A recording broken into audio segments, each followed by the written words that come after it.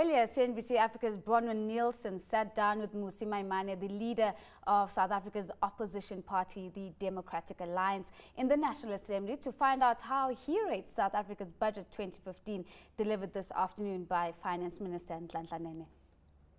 The first key thing is, where do you raise revenue from? And I think the minister's view on increasing tax is certainly not the route we would have gone. We would have certainly gone about cutting certain key, in terms of saying to ourselves, we need a smaller cabinet. We needed to be able to sell off strategic assets, which was the announcement coming from there. So I think the minister missed an opportunity there to decide on bold leadership. I think. How much money do you think could have come out on curbing, curtailing and refocusing the public sector?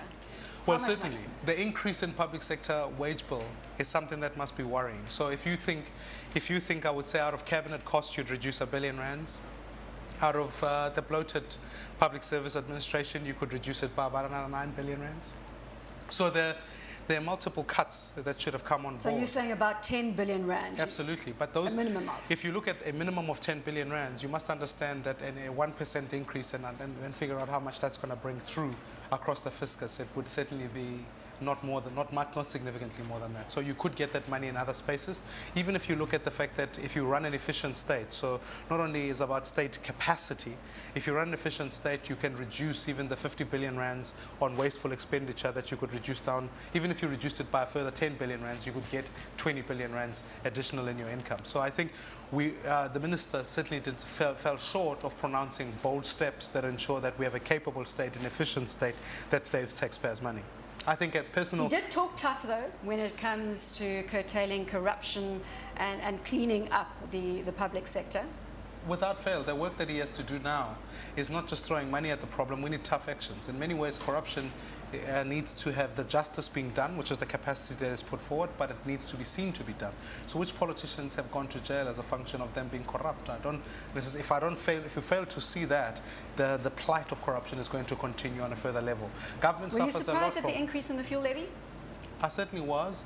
We would have expected it, but the rate that it was certainly quite higher, coupled with the fact that he's increased the fuel levy, he's installed tolling that will remain as a thing, plus the road accident fund. So I think South Africans who use roads, who use electricity, plus an energy hike, are facing some very difficult times.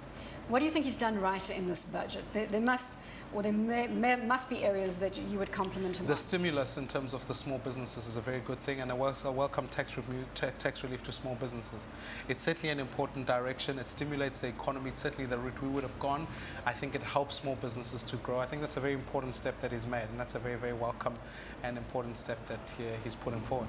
Do you believe that we've seen enough coming to the fore where Eskom is concerned? No surprise, we knew that the SOE was going to get 25 billion rand, that after the State of the Nation address. Do you think your fears have been allayed on what you've heard? The route we're going about Eskom is wrong. The route that we're going about Eskom, keeping it as a monopoly on our energy, is wrong. It simply will mean that Eskom will depend on these bailouts. We've already seen 3 years of above inflation increases when it comes to the tariff of electricity. That is going to continue.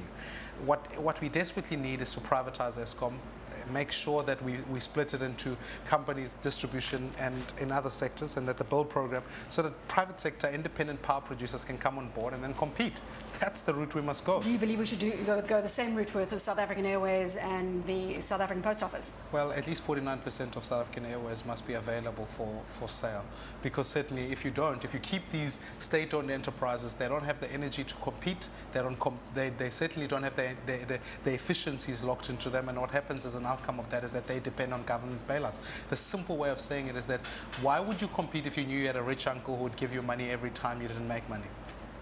Just a final word, if you were to rank the budget out of 10, and let's say that 10 is favourable, yes, 1 is not favourable. Well, from whose perspective? I think the short answer is that if you're a South African sitting at home, you'd look at this budget and say that gives me about a 4, because it means I'm going to be paying more, I'm not getting much more service from the government, and I think that should be worrying. I think so. I would give it about a 4.